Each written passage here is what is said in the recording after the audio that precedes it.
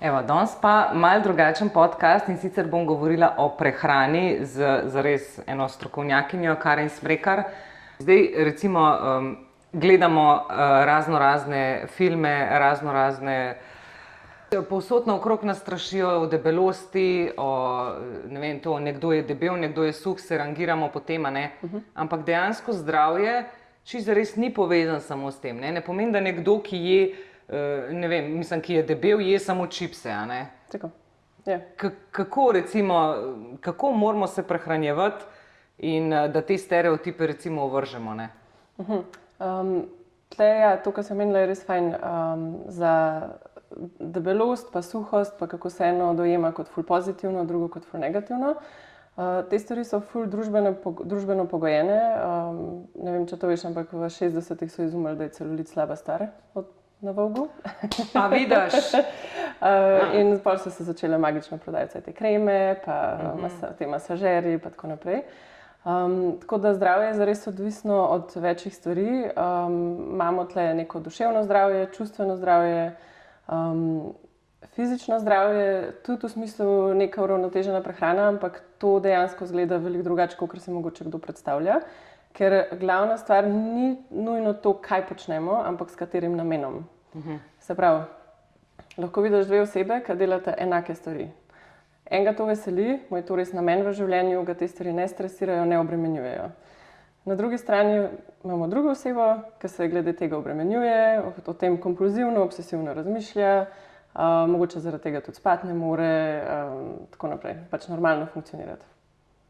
Se pravi, hočeš reči, da nekdo, ki je debel, je lahko debel zaradi tega, ker se preveč obremenjuje, kaj bo pojedel in že s tem v bistvu vpliva na celotno prebavo. Tako, ker to je stres.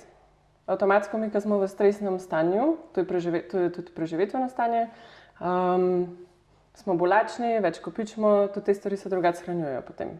Se pravi, kaj pol praviš na te vse diete, ki jih imamo, 16-9, ne vem, kje vse diete še obstajajo, ampak a je pol to, so diete dobra stvar ali ne? Ne, ker je par stvari je bilo dokazanih z kar veliko študijami na področju diet. In sicer, da neodvisno od teže, če si ti na dieti, že to, da gre veliko gor, veliko dol, se pravi v angleščini weight cycling, se ti avtomatsko vsa potem nabrana maščoba kasneje, ker v bistvu greš iz diete, pa spet v to fazo prenajedanja, pa spet na dieto, pa spet prenajedanja, se recimo shranjuje na trebuhu. Se pravi, gre drugam. Prav to, koliko je v vročki, tako, in je to. In je tudi drugačno tkivo, se pravi, ker imaš dve različne vrste maščob in v bistvu tukaj se shranjuje tista ta nevarna. Ker dejansko je povezana, ne vem, srčno-žilne bolezni in tako naprej.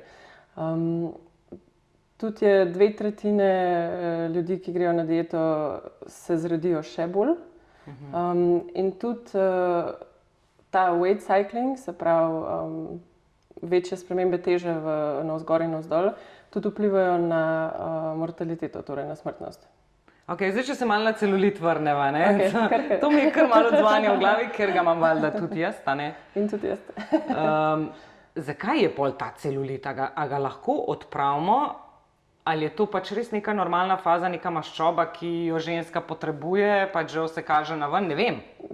Tle je v bistvu, kako so tkiva razporejena drugače, maščobno tkivo je drugače razporejeno pri moških in ženskah. Zato ima tudi pri moških načeloma tega ne vidimo, tudi če so debeli. Pa jaz teh ne suho, ne debelo zame ni negativna beseda, ker pač samo piše. In pri ženskah je v bistvu, so pa ta tkiva drugače razporejena, se pravi pri moških so recimo vodoravno, pri ženskah je pa kakor šahovnica. In v bistvu so ta maščobna tkiva, ki so, ki potem recimo pač rastemo, ali pa tudi, ko je z leti koža pač malo tanjša, pa tako naprej, se te stvari vidijo. Tako da pač zato je lahko ženska pač bolj na suhi strani, bolj na debeli strani, tako naprej. Pri večini žensk se bo to videlo ne glede na to, kakšno imajo težo. Tako da to je v veliki večini čist genetsko pogojeno. Pač, se pravi, en del genetika, en del pa že samo po spolu. Ampak ni zdaj, da ne vem, mi lahko, če ful vode pijemo, to odpravljamo, če ne vem, jemo citruse ali ne vem, mislim, ne vem, zdaj se zmišljujem. A obstaja kakšna hrana, ki ti vse en mal, ne, da se ne bo toliko celulit videl? A je to res zato, ker ful maščobe pojemo in zdaj se ta celulit vidi? Tle ni direkten prenos, da če ješ veliko maščobe, gre v bistvu maščoba avtomatsko v celulit. Se pravi, kjerkoli presežek dnevnega vnosa imaš, pač se shranjuje v maščobi oziroma predtem še v bistvu za določene zaloge za čez dan, mislim, v jetrih. Pač imamo najprej eno zalogo, ki je tam preveč gre v maščobno tkivo. In to je ne glede na vse. Lahko pač, mislim, cele dneve jemo solato, pa bo kalorično tega preveč, gre to tudi v maščobno tkivo. Okay. Se pravi, ženske nismo same krive, da imamo celulit? Je. Okay. Hvala. Fajn ga je sprejeti. Ja, sprejmimo ga, ne pa da ga skrivamo. Ne, tako, noge ven. Pa če poletje je treba, ne, mislim, itak. Ja. Okay, zdaj, če se malo vrnemo na to intuitivno hranjenje, kaj to zares sploh pomeni? Mi, ki smo obremenjeni za hrano, tako naprej, štejemo te kalorije, pa svoje kilograme, pa vse, kar ima veze s hrano, tako naprej, smo ful v racionalnem delu. Ampak zgrešimo pa tle ful pomemben del čustveni, telesni in vse, kar nam telo sporoča. Ker v vsakem trenutku dneva nam telo točno kaže, v kakšnem stanju je. Se pravi, a smo keženi, a nas tuleti, a smo lačni, ali smo utrujeni, ali imamo ful energije, pa hočemo iti laufati, ali pa ne vem, gobe nabirati v gost, karkoli. In v bistvu intuitivno prehranjevanje je končna faza oziroma proces, ki te pelje do tega, da ti potem postaneš intuitivni jedec. Se pravi, prehranjuješ se v skladu z potrebami telesa, željami in tudi določenimi čustvenimi aspekti. Se pravi, mogoče si pri babici naredila je, ne vem, tisto najboljšo potico, si sit, ampak res si jo hočeš okusiti in si dovoliš takrat to pojesti in ni slabe vesti, ni krivde, zato ker si v bistvu z vsemi temi stvarmi pomirjen. Se pravi, gre za integriranje pač naših telesnih signalov, vključuje tudi racionalni del v smislu, pač, da mi prepoznavamo, torej, kaj se dogaja. Se pravi, da se vklopimo v to, se pravi, a se mogoče, recimo, kaj imamo ženske probleme, je to, da je napačno, če si fulačen, če imaš ful apetita. Groza, s tem je nekaj narobe. Ampak tako, pač, to ima nek svoj cikel, tako, ko gremo čez mesec, čez cikel, ali pa en dan si malo bolj aktiven, ali pa mogoče so kakšne stvari, ki sploh niso še razložene, ampak temu gre za zaupati. V smislu dovoliti temu, ker pač telo išče neko svojo homeostazo, neko svoje ravnovesje na ta način. In v bistvu z intuitivnim prehranjevanjem dosežemo, da gremo iz teh ekstremov v neko svoje ravnovesje nazaj. Se pravi, jemo tako, kar nam paše, da se mi dobro počutimo, da je tudi lahko v skladu z nekimi, ne vem, vrednotami, prepričanji in tako naprej, ampak ko vržemo te stvari, ki so del dietne kulture ali pa doma, kako so nas vzgajali ali pa tako naprej. Zdaj dejansko vemo in zdaj je že kar nekaj študij na to, koliko je zares prehrana pomembna pri človeku in se mi zdi, da je prav, da obstajajo ljudje, ki ti lahko pomagajo, ne? Ker v današnjem hitrem tempu hitro pozabimo, pa gremo na en burek hitro tam, že pol po, ne vem, ob 2 šele, ko smo prvič lačni zares, ker dopoldan nimamo časa jesti, pol imamo pol ure za malico recimo v službi, tisti na hitro pojemo, niti ne vemo sploh zares, kaj smo pojedali, ne. Pol pridemo domov in zvečer pride tisti čas, ko se umirimo in se nažiramo, ne. Koliko je to zares zgrešen? Mislim, telo načeloma, ko se zbudi, pač rabi neko energijo. Zdaj, za nekoga lahko funkcionira, da zajtrka ne je, ker jim je zjutraj ali slabo, ali ne čutijo tega tako naprej, lahko jejo kasneje. Ampak fajn je te stvari zorganizirati, zato ker če mi pridemo do večera in se začnemo nažirati, nekje telo prej ni dobilo dovolj energije. Se pravi, temu se izognemo tako, da namesto da čakamo na večer, da se nažremo, ker telo je potem že v tistem volčja lakota, kjer v bistvu ti grabaš, ker je že nek strah prisoten telesno. Tega že toliko dolgo ni bilo, zdaj, ko to imam, se moram pa tega nažreti. Se pravi, je mehanizem, ki se zgodi z razlogom. Pač, ker tega ni bilo, zdaj tega hočem še več, zato da bom varen. Se pravi, temu se izognemo tako, da imamo, pač, da sami ugotovimo, kdaj nam pa še jesti, ampak da si tudi strukturiramo v smislu, pač, se pravi, tle vključimo logiko, ne samo telo. Se pravi, jaz recimo se zbudim in vem, da bom, ne vem, imela 4 ure dolgo izobraževanje. Načeloma tudi, če pojemo nek velik obrok, vsebuje beljakovine, maščobe, ogljikove hidrate, je tako zajeten, smo lahko lačni tam nekje 4-5 ur, ampak to je že kar lahko veliko dolgo obdobje. Se pravi, vem, da je mogoče kul, da prej pojem en večji zajtrk, pa si za sabo vzamem, ne vem, nek prigrizek, karkoli je to, lahko so, ne vem, kakšna čokoladka, lahko sadje, karkoli pač pa še. Tle v smislu je pač res ta osebna preferenca, ampak da ne čakamo. Se pravi, in tudi za punce, recimo, ki imajo probleme z prenajedanjem, je velikokrat eno izmed prvih vprašanj, pač, ok, ampak a imaš redne obroke, kakor tok. A ko si lačna, a ješ nekaj zjutraj. Zato, ker velikokrat pol pridem ta večer, pač jojo. Jojo efekt, ne? Ja. Se pravi, v bistvu je bolj pomembno zares, kolikokrat na dan jemo, če prav razumem, kot pa, se pravi, neka struktura, ne, hranjenja čez dan, kot pa dejansko kaj pojemo. A narobe? Mislim, da je tle preplet vsega.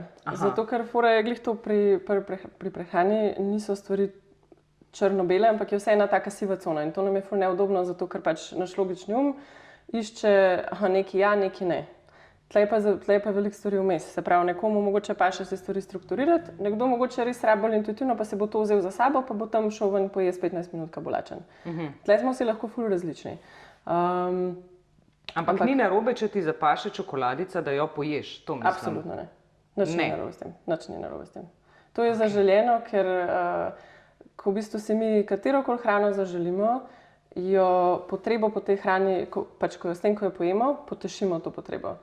Ampak tukaj je en hakelc, če si to hrano zares dovolimo jesti. Kakorkoli je ta hrana na nekem grešnem pokora, prepovedanem pač seznamu, ima telo občutek, da to dobi, ampak glava ima še vedno pomanjkanje. Ok. In zaradi glave se potem redimo? V bistvu samo zaradi tega odnosa. Do sladkega, recimo. Ker temu se reče, v bistvu pri intuitivnem prehranju se gre čez ta proces navajanja, ker kaj je point je, da mi, ko gremo na dieto, si stvari prepovemo. Hkrati, ko se nekaj prepovemo, so te stvari bolj zaželene, ker po psihologu Maslowu iščemo stvari, ki jih nimamo. Na tem, pač neka osnova. In hrana je pač tudi del preživetja. Tako da pri habituaciji, oziroma na temu efektu navajanja, se gre za to pač kot exposure therapy, oziroma terapijo izpostavljanja, oziroma sistem izpostavljanja temu, kjer si dovolimo te stvari počasi jesti in tle spustiti to krivdo, ko jo imamo. Se pravi, zato, ker poješ čokolado, ni treba naslednjič manj jesti, ni treba iti laufati, ni treba takoj gledati, da so hlače še prav, vse take stvari. Ampak je pa pri prehrani najbolj pomembno verjetno, da zbiramo neko hrano na letni čas primerno, ne? Ker velikokrat se zgodi ženskam, ker reče, zdaj bom pa jaz hujšala in ne vem, pride, ne vem, december, januar, ponavadi novo leto in novoletne zaobljube, in pa reče ona, zdaj bom pa jaz hujšala in začne jesti solate, ne? Ker solate so se mi zdi prav nek tak stereotip za hujšata, ne? Tako, se pa a je to tako ali ni? Jaz mislim, da so to, da to ni začetek, ampak da je to pol proti koncu tega procesa, ker to je tudi odvisno od vrednote. Nekomu je to pomembno, nekomu ni.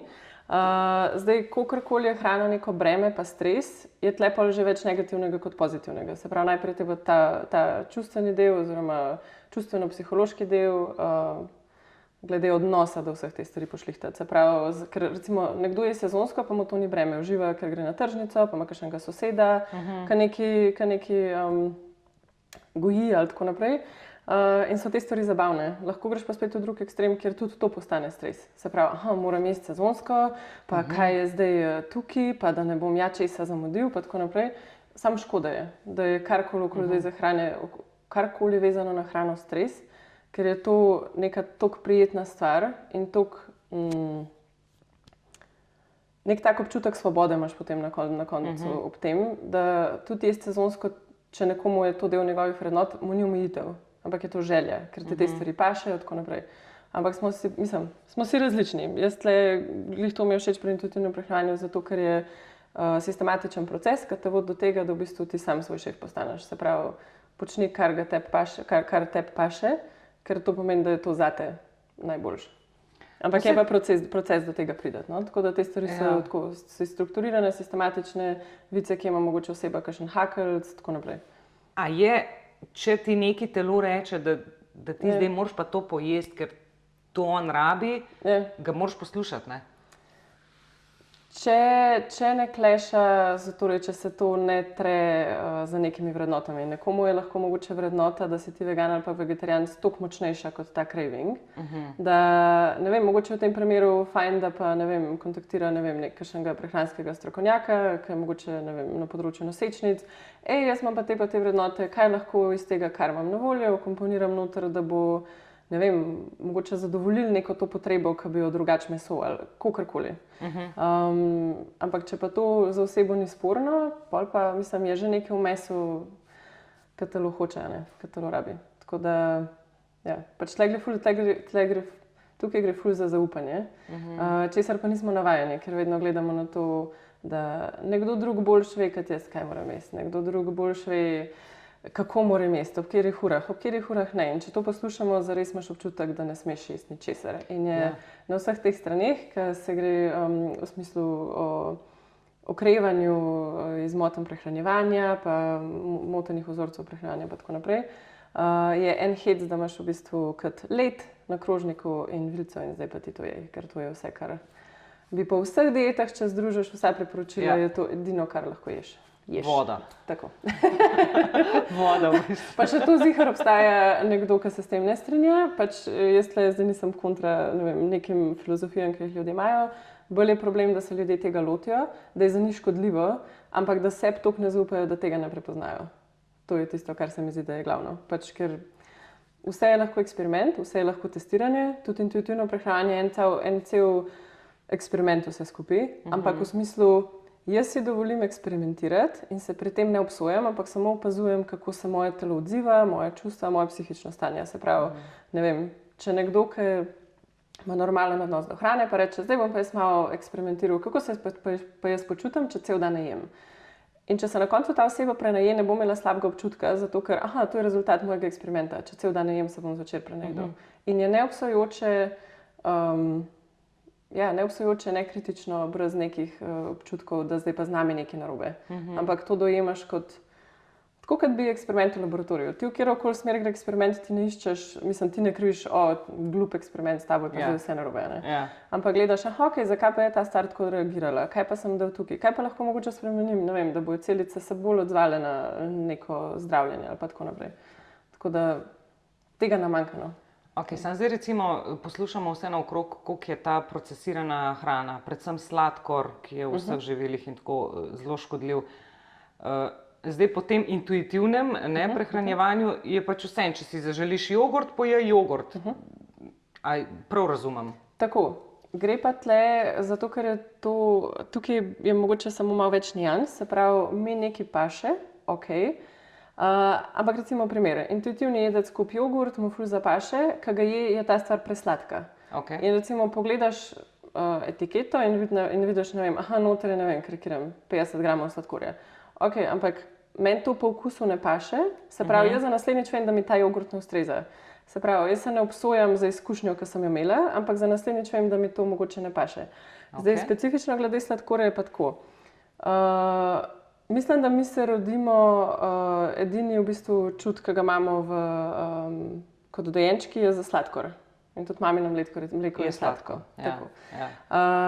In to je nekaj, kar v bistvu zaznavamo, ker evolucijsko pač energijsko bogate stvari je enako boljše preživetje ali pa više možnosti za preživetje. Kar smo mi tukaj naredili, je ta trik, da ti takoj, ko označiš nekaj za slabo, si tega želiš več. Se pravi, v intuitivnem prehranju, ko greš čez ta proces navajanja, tudi to rata običajno. Se pravi, a je nekaj sladkega, slanega, fast food, karkoli, je v bistvu moralno, čustveno, so se te stvari enakovredne in jaz zbiram te stvari izključno na podlagi svojih potreb in želja v tistem trenutku. In če nekomu zapaše jufka, kebab, pač go have it, tako do it, ne. Ampak ker si dovoliš, ker v bistvu zaupaš svojemu telesu, nimaš teh nekih misli o tem, kaj bi, kaj ne, prepustiš se temu, da te telo vodi, nobenemu ne paše jufka vsak dan. Kaj pa če, a veš? Ampak glih to je, ker je prepričanje, da bomo pol pa skozi to samo to jedli. In tukaj so delali eno študijo, študentje, kot itak lačni in željni fast fooda v Ameriki. en mesec so dobivali vsak dan zastonj pico. Vsak dan. Že po 2 tednih smo imeli tega poln kufer. Ampak problem je, da mi si ne dovolimo iti čez ta proces. Se pravi, jaz garantiram, da mislim, zdaj koliko časa traja, da ti imaš občutek, da si šel čez ta proces navajanja, lahko za različne osebe različno dolg.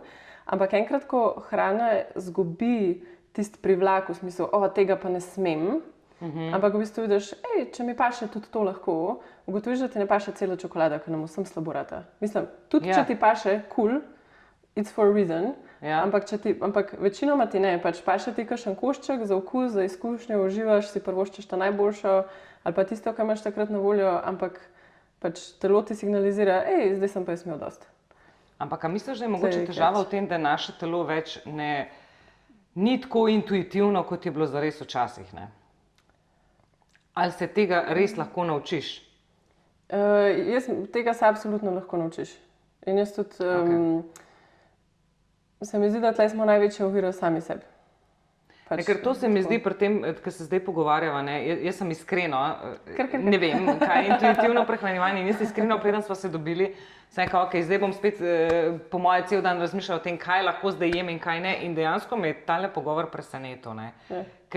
Ker sem ugotovila, da mogoče moram pa res zdaj sebe poslušati, ker recimo jaz sama vem, v menstruaciji, ko sem, ali pa par dni prej, joj, šita, ne, jaz bi pojedla vse krofe, vse, res, prav sladko, mastno, vse možno mi paše in takrat res ful jem.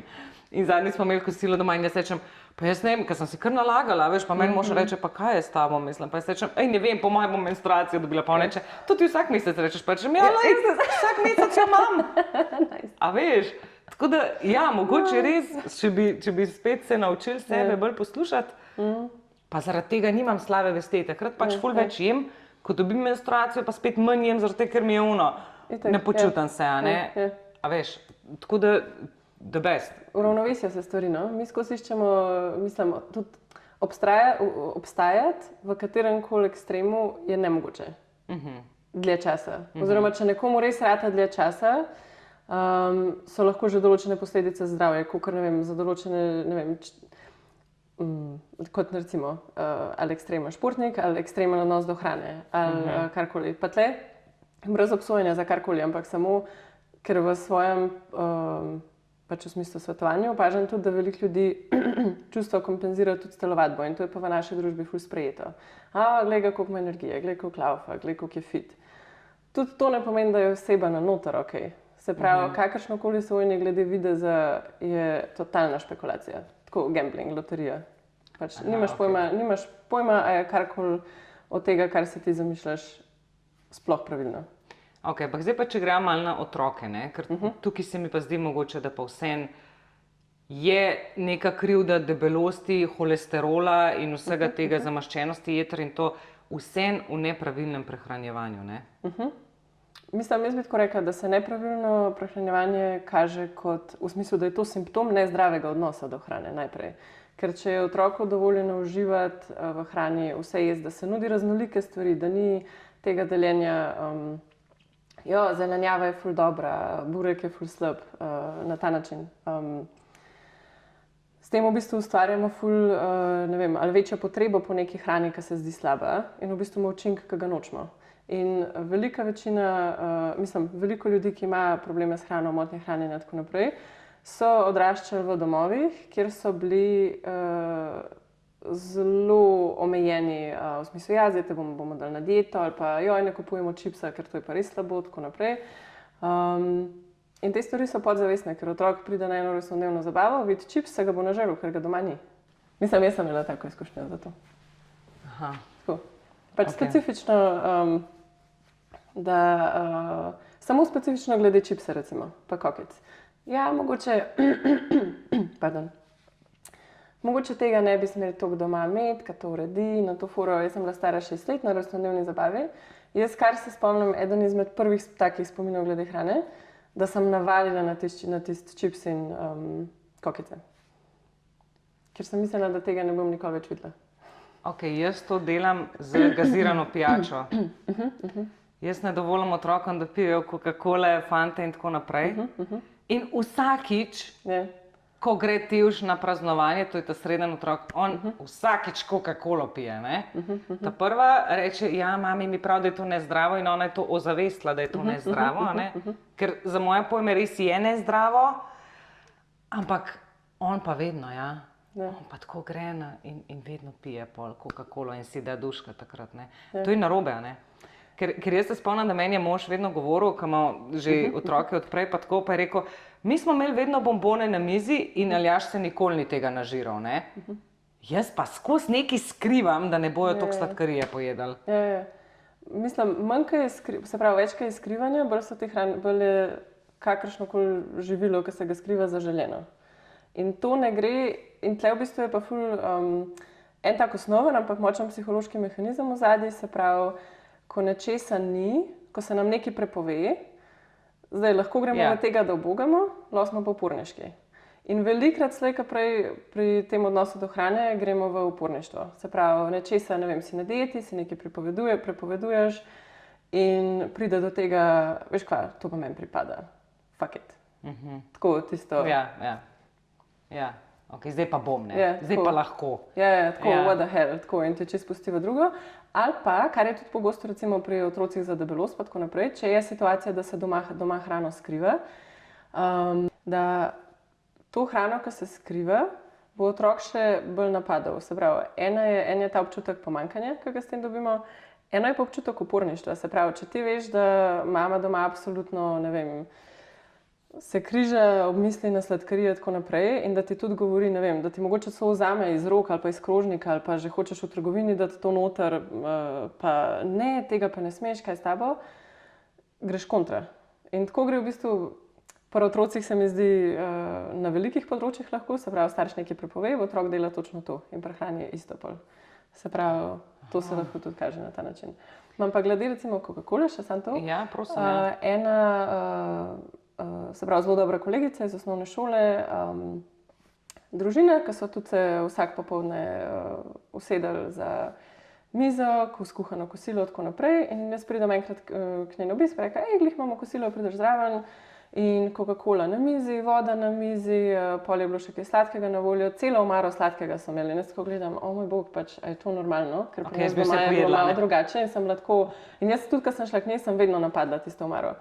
Potem, ko pa sem šla čez ta svoj proces zdravljenja odnosa do hrane in tako naprej, v bistvu ugotoviš, da ti imaš lahko polno omaro, ampak če imaš ti kul odnos do hrane, je vseeno. Ker v bistvu si vesel, ker veš, da ko mi zasede, ko mi nekaj zapaše, imam pa to v omari, top.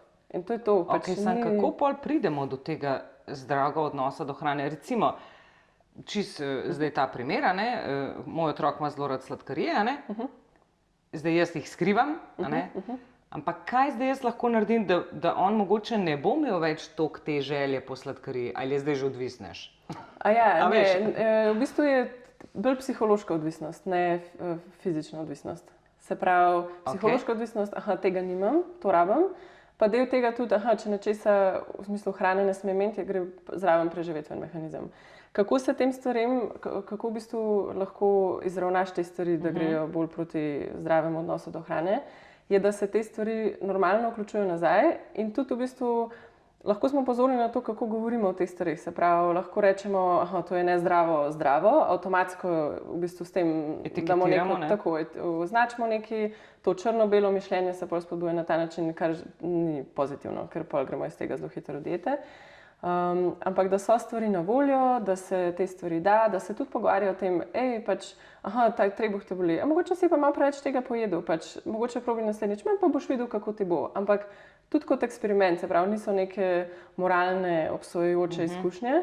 In mogoče, če je že v tej fazi, da so pa te stvari prepovedane, bo trajalo nekaj časa iti čez ta proces navajanja. Se pravi, to mi je dovoljeno, se pravi, mogoče bi v tem primeru ti v praksi opazila, on si tega ful želi, pa s tem se mogoče malo prenajeda, kar je čisto normalen odziv. Ampak, ali pa tudi to, ne vem, je vsak dan, večkrat na dan, tako naprej, zelo hitro se te stvari pol izravnajo. Ampak oni rabijo vedeti, da je to vedno tam. V smislu, ali pa na voljo, da se to, ne vem, ali kupi, ali da je v omari, ali tako naprej. Ampak samo da ni tega občutka, da to je pa zdaj enkrat na mesec ali pa enkrat na pol leta.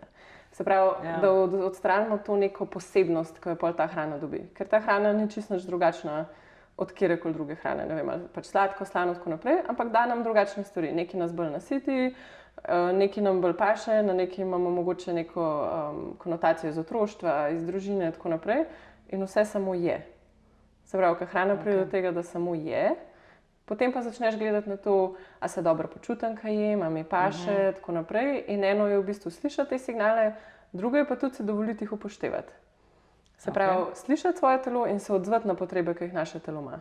Se pravi, ker to je tako, kot recimo, mogoče en tak, mi je na glavo padel en primer, ker recimo, da si otrok želi objema, ampak da pol ga ne da oziroma da ga ne dobi. Pač rabimo prepoznati, aha, želim si objem, aha, ok, kje ga bom zdaj najdel? Grem stisniti mami, grem stisniti očeta. Da tudi poslušamo te signale, ki jih dobimo, ki jih slišimo, oziroma se jih naučimo slišati. No? Pač to je proces. Se mi zdi, da za intuitivno prehranjevanje je velikokrat pač malo da kroži napačne informacije okoli tega. In sicer, da zdaj pa ti se odločiš, da boš intuitivno jedel in zdaj ti kar si intuitivni jedec. Pač gre se čez proces, te stvari so sistematične, od zaznavanja lakote, sitosti, kako handlaš svoje občutke, a jih znaš handlati, percepcije glede gibanja, a je to nekaj za pokorice za vse grehe ali je to za užitek, kaj ful imam energije, želim si telovaditi, ker pač paše nam se gibati, ampak tudi sprejeti, da vsak ima različne načine gibanja, ne samo, da zdaj pa fitness 2 ure na dan, je edina prava opcija. Ne? In pač lahko smo vsi drugačni. Lahko smo vsi različni in drugačni. To se mi zdi v bistvu, da je res ena taka osnova, ne, da zelo hitro etiketiramo stvari pa obsojamo. Ampak kar se tiče sladkorja, zadnje čase zelo veliko beremo o tem, kako je sladkor škodljiv in kako dejansko zasvoji otroke, kako hitro postaneš odvisnik od sladkorja zares. In zdaj mene, če to skupaj hočem povezati recimo z intuitivnim prehranjevanjem, si rečem, ok, če bom jaz zdaj otroku na mizo ali pa sebi, jaz imam pa slano rada, recimo, čipse in tako naprej. Če jaz zdaj otroku dam na mizo, ne vem, pač sladkarije, pa mu rečem, ja, lahko, pač. In se delam, da to ni nič posebnega in probam to tudi pri njemu zavesti, da ta hrana ni nič drugačna kot druga, Ampak kaj, če je on že odvisen in dejansko zdaj to rabi? Tle za specifične odvisnosti do hrane je, pač zdaj jaz ne vem, mislim, ko sem se iz teh stvari učila ali pa kakor pač do zdaj vem, je, da v bistvu zelo redko je neka hrana zasvojljiva. Bolj je zasvojljiv tisti občutek, da v smislu niso te stvari kemično zasvojljive, ampak je v odnosu do hrane ful pomembnega. Se pravi, ti če imaš na voljo, ne vem, raznolike obroke, raznolike okuse, raznolike teksture, uživanje ob hrani in tako naprej, so te stvari minimalne. In v bistvu je tudi zanimivo, da, mislim, meni se zdi, da bi lahko ta govor o tem, koliko so določene stvari zasvojljive, prestavili v to, da ok, kakšen imamo pa dejansko odnos do hrane. Ker to, da nekdo se nažira cele dneve čipsa, telesu to ne paše ali pa mogoče zelo redkemu telesu. Želimo si, zato ker naše telo rabi različne vitamine, različne minerale in to dobi v bistvu najlažje iz neke raznolike prehrane. Tako, se pravi, bolje vedenje, da ko poješ celo vrečko, se pač ne počutiš dobro, ampak verjetno, če bi se vmes slišal, ok, pojem par čipsov, ampak ok, zdaj pa počasi gre že v tisto nažiranje, če bi se slišal, verjetno pri tem procesu intuitivnega zdravljenja se slišiš. In potem veš, aha, zdaj imam pa dovolj. Se slišiš, prepoznavaš in ne obsojaš. Se pravi, če se v tistem nimaš pa slabe vesti. Nimaš slabe vesti. In recimo en tak fun fact, ker v bistvu pri intuitivnem prehranju je zanimivo to, da se pravi, en del procesa je to, da se mi navajamo na hrano. Če bi to bila dejansko odvisnost, bi se izkazalo, da večkrat pojemo, več hočemo in intuitivno prehranjevanje bi šlo v smer, aha, nažiramo se za sladkim do konca lajfa. Ni tako, ker je dokazano, da bolj, ko se te stvari dovolimo, tudi če eno obdobje to deluje kot ekstrem, ne vem, da nekdo si pa končno dovoli sladoled pojesti in ga končno, ne vem, pa ga zmaže 1 banco, pa 2 bance, pa 3 bance. Ampak ta stvar zelo hitro izveni, zato ker telesu paše še nekaj drugega, rab pa samo je čez ta proces grenja zaupanja nazaj. Ko si bom zaželela sladoled, vem, da si ga lahko vzamem, kot mi ga paše. In v bistvu pol tudi vidiš, da količine ratajo veliko manjše, pač, ker fizično nam ne paše načeloma pojesti cele bance. Tako da, ker govorimo recimo o neki odvisnosti, nekdo, ki ne vem, za neke te kemične odvisnosti, recimo drog, več, ki je tega, bolj je človek odvisen. Pri sladkemu je kontra, se pravi, ker se mi dovolimo jesti sladko, ker zaupamo tem, pač, ki si ga lahko privoščimo, si dovolimo v tem uživati, o tem ni sodb in nimamo tega, zdaj pa moramo odlaufati, ne vem koliko, zato da bojo šli te kalorije stran. Potreba izveni. Se pravi, je tle čist psihološko, vedensko, ok, to hočem, ker tega nimam. Okay. Zdaj, recimo v eni fazi so bile tudi maščobe, stran z maščobami, maščobe so grozna stvar. In se mi zdi, recimo, tudi, ko gledaš otroško piramido, ki jo delajo v šoli, so še vedno maščobe na najnižjem možnem nivoju. Zgoraj je sadje in zelenjava, ali kaj že pol, ne vem, kako gre že ta piramida. Tudi se ne spomnim. Ampak ja, vem, da je kruh spodaj. Vem, da recimo za maščobe, ki vemo, da so za možgane zelo pomembne, pa še za kaj drugega verjetno. Ampak mi še zmeraj v šoli otroke učimo, da maščobe so slabe. Kaj je zdaj s temi maščobami? Čisto vse, kar mi jemo, je na neki točki dobro za nas. Pač, ker tudi, če ne drugega, nam da energijo uporabno za življenje.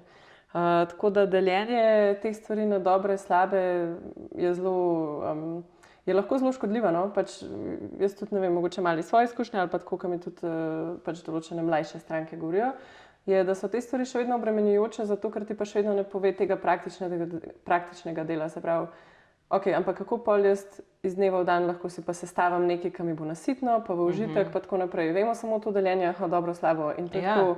Ja, ampak recimo tudi za sol, ki se toliko časa govori, to je ful slabo, ne preveč tega, tako naprej. Ljudje grejo hitro v drug ekstrem, da tega sploh ne jejo, ampak to je vitalnega pomena za delovanje našega telesa, če hočemo za bitje srca. Se pravi, kjerkoli ekstrem v bistvu izločevati, kjerkoli stvari absolutno ven iz prehrane, res ni fajn. Okay. Kaj pa recimo zdaj, vedno več je teh motenj tudi pri otrocih, pri otrokih. Ja. Dejansko zaradi te stigme, ti si debel, ti si suh, ne vem, jaz se spomnim, v eni fazi so moji hčerki, najstarejši, ona je res suha, mislim suha, zdaj jaz to tako govorim, kot si ti prej rekla, ne slabšalno, ampak pač tako je. Pa tej razvojni točki je taka, kot je. In so ji govorili, ti si bolana, ti se pa je zdrav, ti si presuha, In enako je recimo, ampak ponovadi tega ne vidimo tako, da suh človek se potem enako slabo počuti, če mu to govoriš kot nekdo, ki je debel. Ampak debelemu ne smeš reči, da je debel, ker ga v bistvu užališ, suhemu pa čisto normalno, da rečeš, da je suha. Mislim, jaz sem imela tako izkušnjo, ker sem v bistvu šele v 9. razredu se tudi v širino malo zrasla, ker sem ful hitro šla v višino. In so tudi zdravniki in mami govorili, ona je presuha, morate hraniti, tako naprej, gledajte, moj otrok normalno je, mi dva z možem imamo neko normalno konstitucijo, ta otrok, ni nič narobe, če bo kaj narobe, bo že rekla ali pa jasno vidno ali tako naprej, ker bila sem pa polna energije, pa ful skakala, pa tako naprej, se pravi, ni šlo za pomanjkanje nečesa na tak način, ampak nek svoj razvoj. Problem tukaj je, da potem, ko se začne tudi v osnovnih šolah kalkulirati ta indeks telesne mase in tako naprej, da je to, da si presuh, rata pozitivno lahko za osebo. Se pravi, to se, ona je pa toliko suha, drugi pa niso.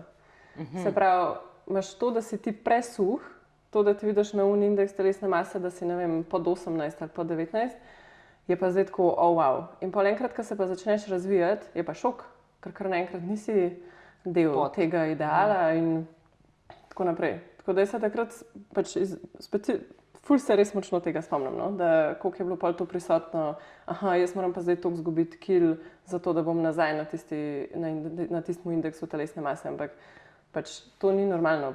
To, da otrok, ne vem, pri 14-15 praktično cilja, da si želi biti podhranjen po nekih teh lestvicah, zato da bo sprejet in cenjen strani družbe, ni normalno. Tako. Ampak se ti zdi, da debelost pri otrocih ne izvira iz slabih družinskih temeljev? Se pravi, ne vem, da doma nimajo več kosila, da otroci, mislim, lej, to je zdaj tudi jaz tako sprašujem kot laik, pač res ne razumem. Ampak velikokrat vidim tudi jaz otroke, ki hodijo iz šole, pa se v trgovini ustavijo, pa imajo čipse, pa imajo Coca-Cole, pa imajo sladkarije in tako, mogoče jim res doma tega ne dovolja, to ne vem. Ampak se mi zdi, da tudi kosil več ne jejo skupaj ljudje, da zvečer recimo večerjo pojejo otroci pred televizijo, ne jejo skupaj, a ne? A je pomembno to vse za neko otroško intuicijo, kako naj bi se prehranjeval, tudi ta družinski del? Absolutno. Absolutno. Jaz mislim, da je to zelo, zelo pomembno. Pač hrana je ful močen del kulture, ful rata neka prijetna rutina, del navade, tako naprej. In v tem primeru imamo tudi radi določene predvidljive stvari. Je neka pozitivna izkušnja, ob kateri se uživa. Načeloma tudi ni fajn, da je, mislim, pač ni optimalno oziroma ni dobro, no, da je miza nek čas, kjer se pa zdaj začnejo kreganja, pa tako naprej, ampak to ne bi bil nek čas, trenutek v dnevu, ko si družina vzame čas, da poje skupaj, tako naprej. Je pa pomembno tudi, kakšne so okoli tega vrednote. Se pravi, navade, vrednote, a je vrednota to, da ne vem, da se je raznoliko, da, v bistvu, da je tudi vrednota počutje otrok. Se pravi, da se o tem govori, a se dobro počutiš, a se slabo počutiš. Ker tudi, mislim, smo vsi različne konstitucije, ampak če pač v tem primeru otrok izhaja iz neke družine, kjer okoli tega ni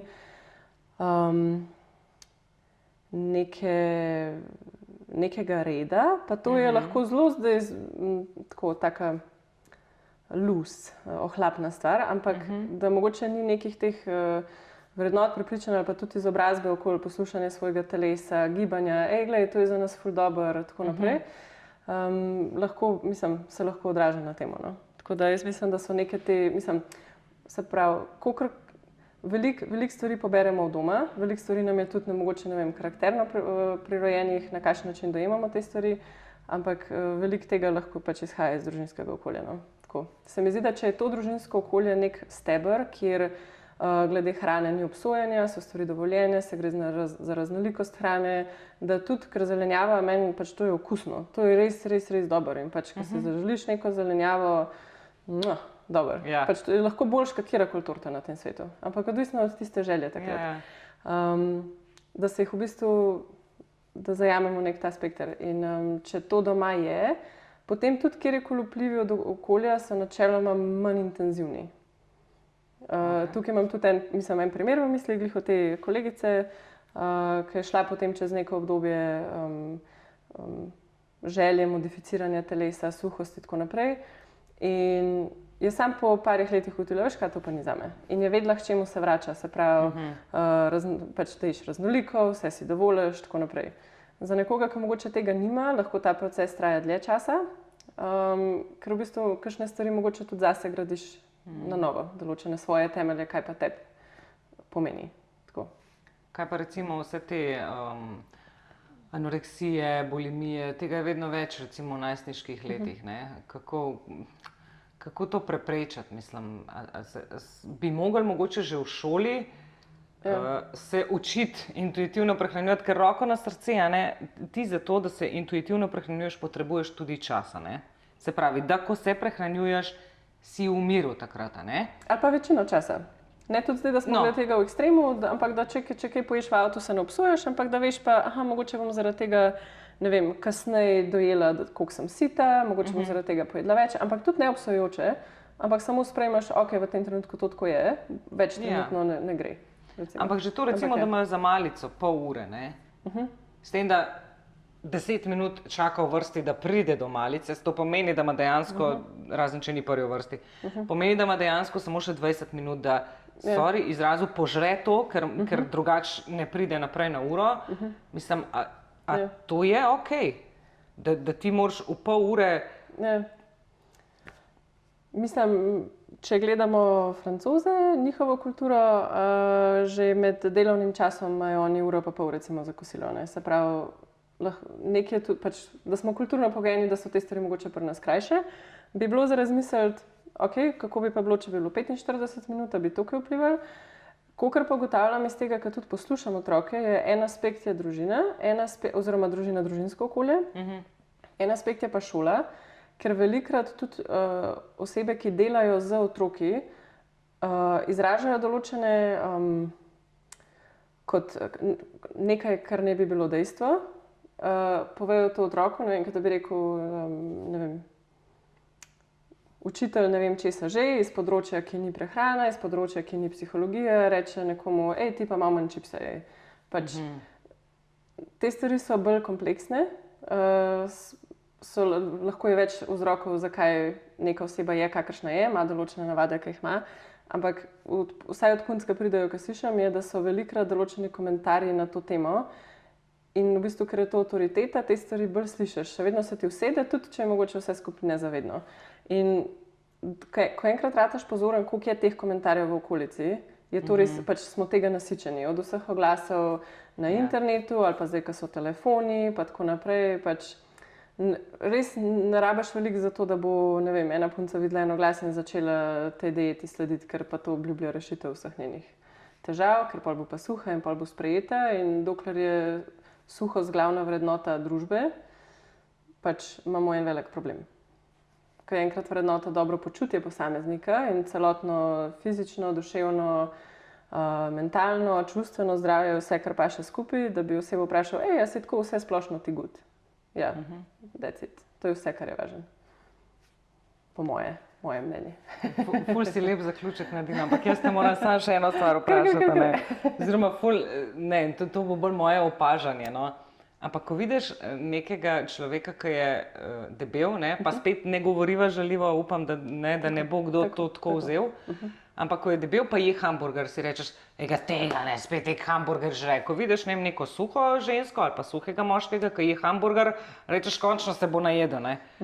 A veš, že te stereotipi, ne, kako mi opazujemo ne, ljudi. In tukaj se mi zdi, da je zelo pomemben tudi to, da dejansko čist preveč ljudi gledamo na ven. Ker tudi suhi ljudje lahko se napačno prehranjujejo, nimajo, ne vem, preveč stresnega holesterola, imajo preveč ne vem, kjerga holesterola, imajo zamaščena jetra, imajo. Tako. Ni zdaj vse v tem paketu. Jaz mislim, da je to rezultat, verjetno zelo velik faktorjev. Če spostavim jih mogoče ene par, v filmih, recimo, če si pozoren, na tak način tudi prikazuje ljudi, ali pa v oglasih, ali pa kjerekoli reklame, tako naprej, je to ful izpostavljeno. Eno je pa tudi to, da se mi zdi, da smo mogoče malo, da se kolektivno počutimo, kot da je na mestu, da komentiramo nekoga drugega. Ker to res ni, mi tam nimamo moči, tista oseba je sama svoja, damo neko zaupanje, da ta oseba je svoj steber in ji damo moč, da lahko poskrbi sama zase. In meni osebno je, ko vidim recimo nekoga, da je, ne vem, ali ful suh, ali ful debel, v kjeromkoli ekstremu recimo, moja edina misel je tako, jaz upam, da je ta oseba good. Tako, pošlihtano good. Brez percepcije tega, kaj je, koliko telovati, tako naprej, pa je v preteklosti bilo tako. Ampak je tle je eno, kar je navada, v smislu družbe, pa družine, pa tako naprej. Eno je pa tudi, da projiciramo lastne nesigurnosti na druge ljudi. Se pravi, če smo mi do drugih kritični, je zato, ker smo do sebe to kritični. Ampak zelo redko si to nekdo prizna. Recimo za punce, ki so v teh vzorcih, ne vem, diete, motnje prehranjevanja, motnje hranjenja, v bistvu ti vidiš ljudi vse, kar je obsojaš. Veliko. Ali pa vidiš nekoga, pa je tako, ona pa zihar tako pa tako telovati. Ampak vse, kar mi v bistvu projiciramo na ven, je naš odnos do sebe. In tle lahko začnemo, pri sebi lahko začnemo. No? Pa je tudi zavedanje to, da besede imajo efekt, imajo moč in da smo previdni, kaj rečemo. Ker, Besede lahko fejs bolijo. Tako.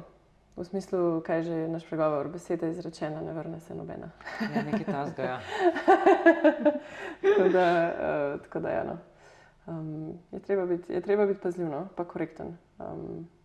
Zdaj čisto en kratek nasvet, mogoče za konec. No.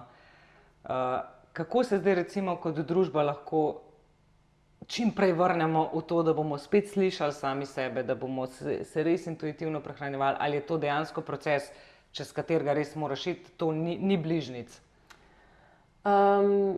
Mislim, ko imamo nekje obljubljene bližnjice, je nekje nek hakelc, ali da te stvari niso dolgoročne, ali da ne delujejo tako, kot bi mogle. Lahko ima nekdo, ne vem, ta proces zaslišanja sebe preko hrane, prek kakšnih drugih stvari, ne vem, poslušanja, sprejemanja svojih čustev in tako naprej, lahko je kombinacija vsega. Zanimivo je samo to, da ena skupna točka, kar je ful pogosto pri intuitivnem prehranjevanju, je, da pride oseba, ker ima probleme s hrano, gre čez proces grajenja zdravega odnosa do hrane in v bistvu potem najde ful veliko enih paralel med odnosom do hrane, pa odnosom do sebe, odnosom do drugih, tako naprej. Se pravi, en recimo primer, eden od 10 principov intuitivnega prehranjevanja je, da si pozoren na te misli kot prehranske policije v glavi, se pravi, kaj smeš, kaj ne smeš, vsa neka pravila in tako naprej. In tukaj v bistvu pride do tega, ker nimamo dovolj razvitega nekega občutka uveljavljanja svoje volje. In ker ko greš ti pri procesu intuitivnega prehranjanja do tega, da vi pejte stran, jaz se zanašam na svoje signale, nek ta proces, vračanje samo k sebi in tako naprej, potem tudi vidiš, koliko enih stvari si oduzel od okolice, pa nisi postavil meje. Se pravi, mislim, da ima vsak en svoj proces glede tega, point je tudi to, ali si tega mi sploh zase če si tega zase sploh želimo, ampak ko smo na to pripravljeni, vsak bo začel nekje. Za tiste, ki imajo probleme s hrano, je lahko ta v mojih pojmih čudovita vstopna točka intuitivno prehranjevanje, nekdo drug pa na drug način prišel. Tako da je odvisen je po moje, kje leži naša težava, no? Pa če imamo to željo. Ampak kar mi je iz današnjega pogovora všeč je, da ne rabim samo vode piti, da lahko tudi kakšno čokolado pojem in pred menstruacijo tudi kakšen krof. Absolutno. Ne bo nič škodilo. Ne bo nič škodilo. Hvala ti, ful. Ja, z veseljem.